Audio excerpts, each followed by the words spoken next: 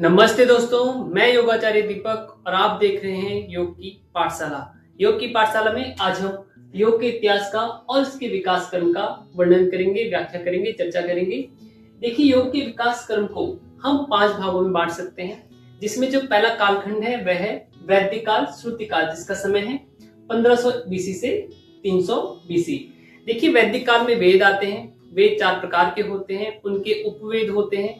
इसी में उपनिषद आते हैं। उपनिषद 108 प्रकार के होते हैं। इसके बाद का जो कालखंड है वह है सूत्र काल, दर्शन काल। इसका समय है 300 बीसी से 400 डी। देखिए, सूत्र काल में 9 प्रकार के दर्शन आते हैं। कुछ आस्तिक दर्शन है, कुछ नास्तिक दर्शन है। इसमें योग दर्शन बहुत ही महत्वपूर्ण दर्शन है। तीसरा जो कालखंड है वह है टीका काल, जिसका समय है 400 एडी से 1000 एडी। देखिए, टीका काल में जो पुराने दर्शन हुए हैं उनको और ज्यादा रिफाइन किया गया है, उनको और अच्छे से इंटरप्रिटेट किया गया है। इसके बाद का जो कालखंड है वह है भक्ति काल तथा हठ योग का उत्कर्ष काल।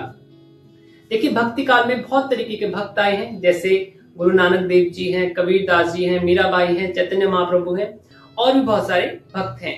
इसी समय जो हठ योग का उत्कर्ष काल है, यानी इस समय हठ योग जंगल से निकलकर समाज में आया है। समाज ने हठ योग को देखा है, समझा है, परखा है, उसको उन्होंने अपने जीवन में उतारा है और इस तरीके से हठ योग का विकास होता चला आया है इस समय में, जिसका समय 1000 एडी से 1900 एडी।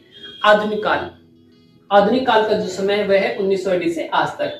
देखिए, आधुनिक काल में ऐसे बहुत से योगाचार्य आए हैं जिन्होंने योग को विकसित किया है, जैसे स्वामी श्यामाचरण लाहिड़ी महाशय जी हैं, अरविंद घोष है, स्वामी विवेकानंद हैं, दयानंद सरस्वती जी हैं और भी बहुत से ऐसे योगा टीचर हैं जिन्होंने योग के विकासन को बढ़ावा दिया है। देखिए, भारत की जो सबसे पुरानी सभ्यता है वह है हड़प्पा सभ्यता, जिसका समय है 2700 बीसी से 1500 बीसी। देखिए, हड़प्पा सभ्यता में भी योग के प्रमाण मिलते हैं। वहां पे बहुत से ऐसे सीलें मिलती हैं, बहुत से ऐसे मोहरें मिलती हैं, जिनसे ये सिद्ध होता है कि वहां के लोग भी योग का अभ्यास करते थे, योग को प्रैक्टिस करते थे। तो हड़प्पा में आसन करती हुई कुछ सीलें मिली हैं और वो भी आसन बहुत कठिन आसन है। ऐसा माना जा सकता है कि हठ योग के वो आसन है और हड़प्पा सभ्यता के लोग हठ योग के आसन का अभ्यास करते थे। वहीं पे एक मोहर ऐसी मिली है जिसमें एक योगी ध्यानस्थ अवस्था में बैठा है। कहते हैं कि वह भद्रासन में बैठा है, सांभवी मुद्रा लगाए हुए, उसके चारों तरफ जानवर हैं और इसी को इतिहासकार पशुपति कहते हैं, कुछ लोग उसको आदिनाथ शिव कहते हैं। लेकिन हड़प्पा की जो सभ्यता है, हड़प्पा सभ्यता की जो लिपि है, हड़प्पा सभ्यता की जो भाषा है वह अज्ञात है, उसको हम आज तक पढ़ नहीं पाए हैं। इसीलिए ये जो हड़प्पा सभ्यता का समय है इसको कालखंड में नहीं रखा गया है, योग के विकास क्रम में नहीं रखा गया है। तो इसका स्क्रीनशॉट ले लीजिए। देखिए, जो पहला कालखंड है वह है वैदिक काल, जिसका समय है 1500 बीसी से 300 बीसी। देखिए, वेद का मतलब होता है ज्ञान। वेद का दूसरा नाम श्रुति है।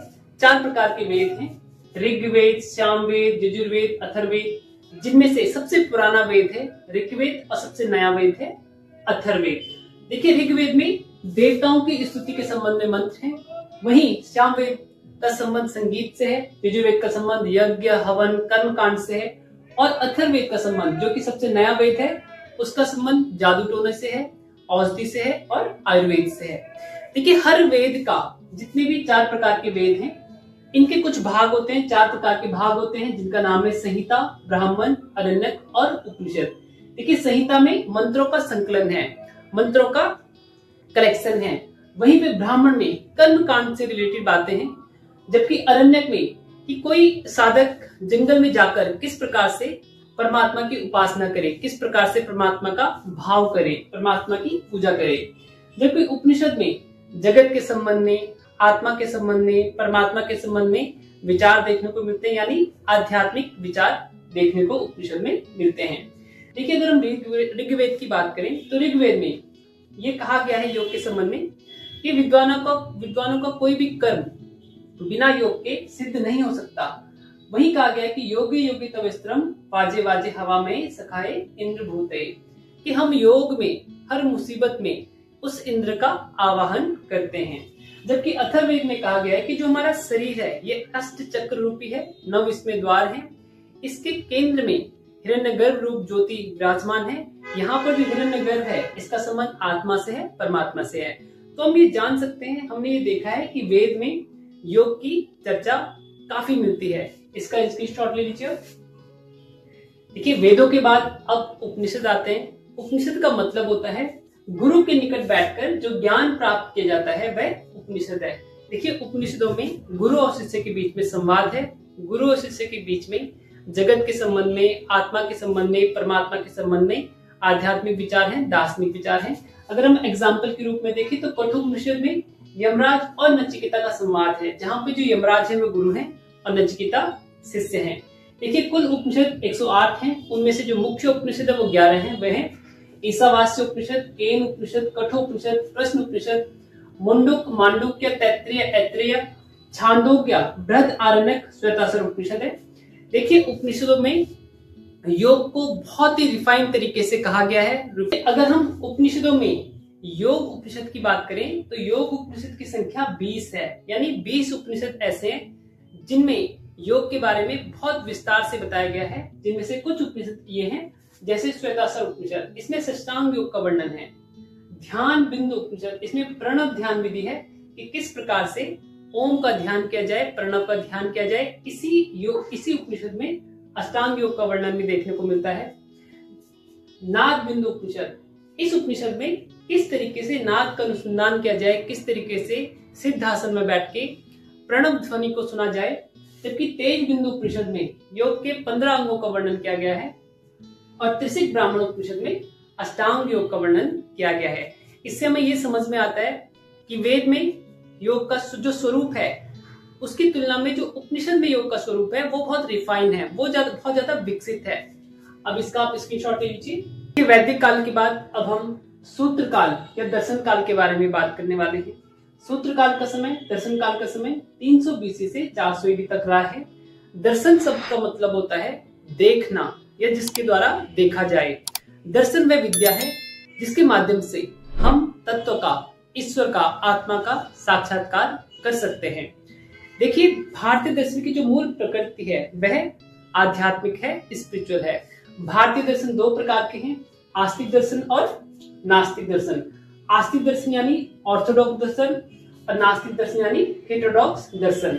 देखिए, आस्तिक दर्शन वे दर्शन है जो वेदों को प्रमाण के रूप में मानते हैं, जो ये मानते हैं कि वेदों में जो लिखा गया है वह सत्य है, ट्रुथ है। जबकि नास्तिक दर्शन वो दर्शन है जो वेदों को नहीं मानते हैं, जो ये मानते हैं कि जो वेदों में लिखा गया है वह असत्य है, झूठ है। देखिए, आस्तिक दर्शन 6 प्रकार के होते हैं, सांख्य दर्शन, योग दर्शन, न्याय दर्शन, वैशेषिक दर्शन, पूर्व मीमांसा, उत्तर मीमांसा।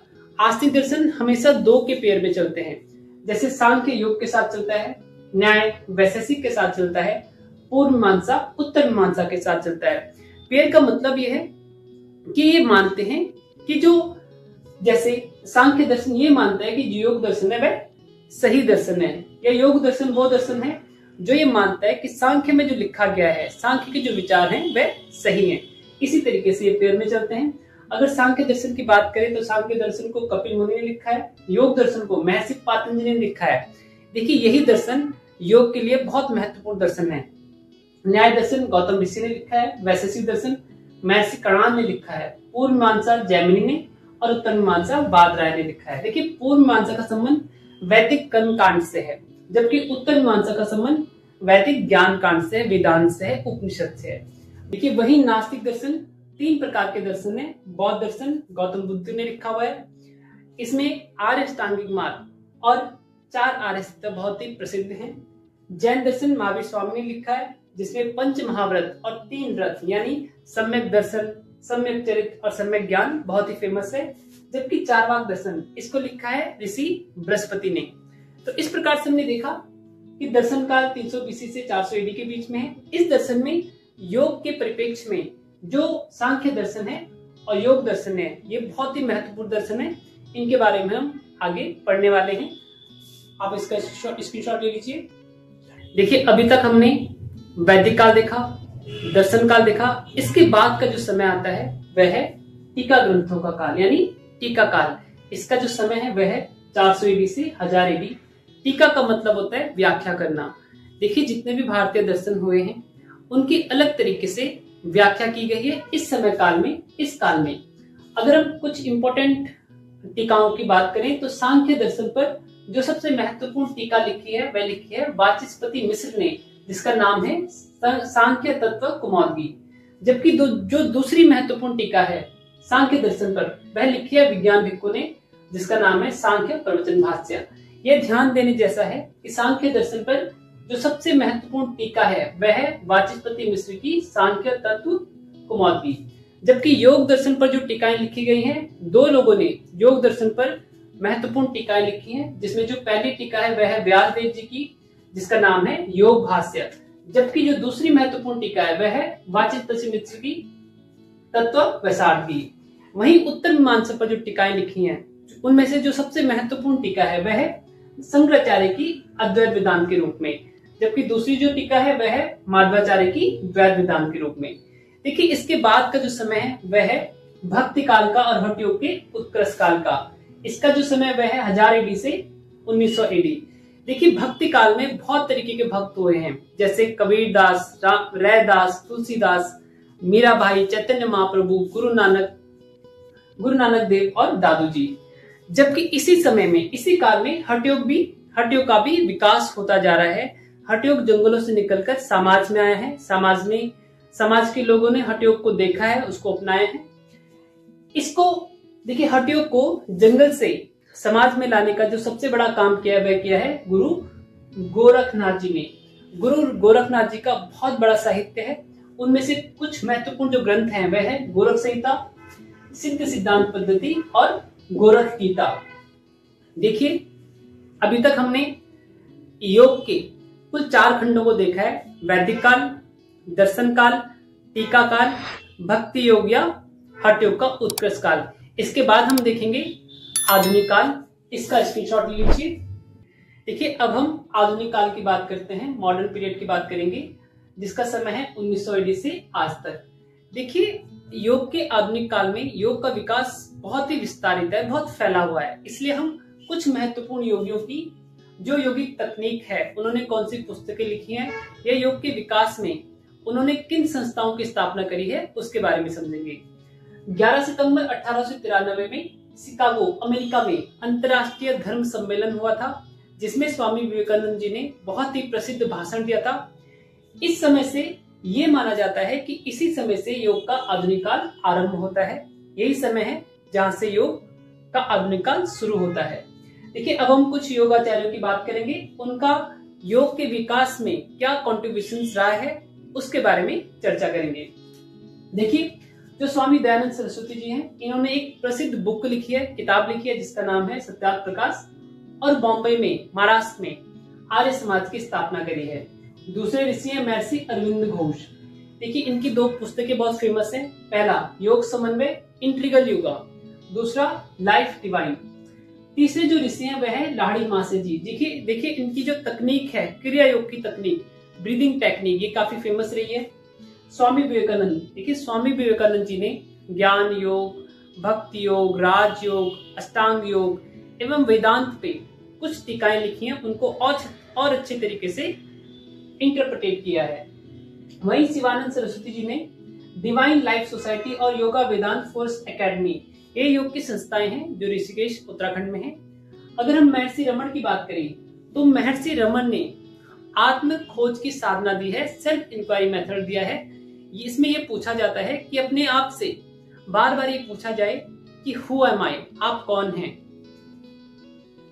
स्वामी सत्यानंद सरस्वती जी, इन्होंने बिहार में योग विश्वविद्यालय की स्थापना करी है जो मुंगेर में है। वहीं स्वामी कोवल्यानंद जी हैं जिन्होंने कैवल्यन धाम की सोसाइटी करी है जो पुणे महाराष्ट्र में है। जबकि महेश योगी ने एक ध्यान की तकनीक, जिसे हम भावातीत ध्यान कहते हैं, ट्रांसेंडेंटल मेडिटेशन कहते हैं, उसको दिया है। देखिए ये बहुत इंपॉर्टेंट है। श्री कृष्णाचार्य जी आधुनिक योग के पिता, the father of modern yoga. आज आप जो भी योग को देखते हैं उनके जो फादर हैं, यानी फादर ऑफ मॉडर्न योगा है वह है श्री कृष्णाचार्य जी, और इनकी दूसरी देन है वह है विन्यासा योग टेक्निक। विन्यासा योग टेक्निक में हम बहुत सारे आसनों को एक सीरीज के फॉर्म में करते हैं। वही पट्टाभी जो है, इन्होंने अष्टांगा विन्यासा तकनीक दिया है, जो जिसे हम पावर योगा कहते हैं। वहीं बीकेएस अयंगार जी हैं, इन्होंने अयंगार योग तकनीक दी है। अयंगार योग तकनीक में हम बहुत सारे प्रॉप्स का यूज करते हैं, जैसे बेल्ट का यूज करते हैं, चेयर का यूज करते हैं, ब्लॉक्स का यूज करते हैं। वहीं श्री राम शर्मा आचार्य जी ने हरिद्वार में, उत्तराखंड में शांति कुंज की स्थापना करी है और देव संस्कृति विश्वविद्यालय की स्थापना करी है। अगर हम बहुत मॉडर्न टाइम में आए, आज के दौरान में आए, तो श्री श्री रविशंकर जी हैं, जिन्होंने आर्ट ऑफ लिविंग पे काम कर रहे हैं। बाबा रामदेव है, पतंजलि विश्वविद्यालय की स्थापना करी है। जग्गू वासुदेव जो सदगुरु हैं, इनका ईसा फाउंडेशन कोयम्बटूर में है। देखिए, योग का जो विकास है ये बहुत लंबा है, इसका बहुत विस्तार है। मैंने आपको बहुत संक्षेप में, बहुत छोटे रूप में आपको बताया है, इसलिए इसका स्क्रीनशॉट ले लीजिए